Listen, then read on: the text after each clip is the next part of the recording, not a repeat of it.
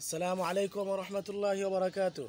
হযরত আবু হুরায়রা রাদিয়াল্লাহু তাআলা আনহু থেকে বর্ণিত, তিনি বলেন, রাসূলুল্লাহ সাল্লাল্লাহু আলাইহি ওয়াসাল্লাম ইরশাদ করেছেন, যে ব্যক্তি মিথ্যা কথা বলা এবং তা অনুসারে কার্যকলাপ করা পরিত্যাগ করেনি, তার পানাহার পরিত্যাগ করাতে আল্লাহর কোনো প্রয়োজন নেই। অর্থাৎ রোজা অবস্থায় যে মিথ্যা কথা বলল, সে যেন উপাস থাকলো, তাতে আল্লাহ তাআলার কোনো প্রয়োজন নেই। আল্লাহ তাআলা আমাদেরকে মিথ্যা থেকে বাঁচার তৌফিক দান করেন, আমিন। আম্মাজান হযরত আয়েশা সিদ্দিকা রাদিয়াল্লাহু তাআলা আনহা থেকে বর্ণিত, তিনি বলেন, রাসূল সাল্লাল্লাহু আলাইহি সাল্লাম রমজান মাসে কখনও নাপাক অবস্থায় সকাল করে ফেলতেন, আর নাপাকি স্বপ্ন দোষের কারণে ছিল না, অথবা তিনি গোসল করতেন এবং রোজা অব্যাহত রাখতেন। অর্থাৎ স্ত্রীর সাথে থাকার কারণে যে নাপাকির কারণে আমরা অনেকেই দোষরূপ মনে করি, সেটা দোষের নয়। রোজার নিয়ত করলে, সাহারি খালে, অর্থাৎ রোজা ঠিকই হয়ে যাবে, তাতে কোনো সমস্যা হবে না। অর্থাৎ রোজা অবস্থা তো হারাম, নিষেধ।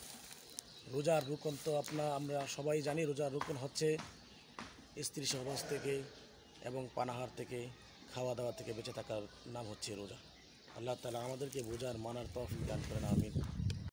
হযরত ইবনে আব্বাস রাদিয়াল্লাহু তাআলা আনহু থেকে বর্ণিত, তিনি বলেন, নবী করিম সাল্লাল্লাহু আলাইহি ওয়াসাল্লাম ইহরাম অবস্থায় সিংহার নিয়েছেন। হযরত আবু হুরায়রা রাদিয়াল্লাহু তাআলা আনহু থেকে বর্ণিত, তিনি বলেন, রাসূলুল্লাহ সাল্লাল্লাহু আলাইহি ওয়াসাল্লাম ইরশাদ করেছেন, যে রোজা অবস্থায় ভুল করে কিছু খেয়েছে বা পান করেছে, সে যেন তার রোজা পূর্ণ করে, কেননা আল্লাহই তাকে পানাহ। হযরত আবু হুরায়রা রাদিয়াল্লাহু তাআলা আনহু থেকে বর্ণিত, এক ব্যক্তি নবী করিম সাল্লাল্লাহু আলাইহি ওয়াসাল্লামের কাছে রোজাদারের তার স্ত্রীর সাথে দৈহিক মেলামেশা সম্পর্কে জিজ্ঞাসা করলো। তখন রাসূল সাল্লাল্লাহু আলাইহি ওয়াসাল্লাম তাকে অনুমতি দিলেন।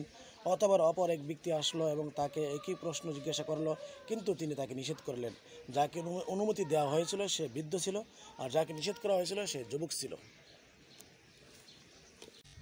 হযরত আবু হুরায়রা রাদিয়াল্লাহু তাআলা আনহু হইতে বর্ণিত, তিনি বলেন, রাসূল সাল্লাল্লাহু আলাইহি ওয়াসাল্লাম ইরশাদ করেছেন, রোজা অবস্থায় যার বমি হয়েছে তার উপর রোজা কাজা আবশ্যক নয়।